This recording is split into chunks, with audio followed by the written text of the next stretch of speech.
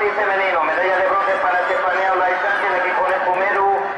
Estefanía Olay Sánchez de Piconet Pumeru, 1.26.16. Segunda, Marina Media García de Beta Penal, 1.23.16. Y medalla de oro para Natalia Fernández Ferrer de la Atlética Valenciana, 1.19.83.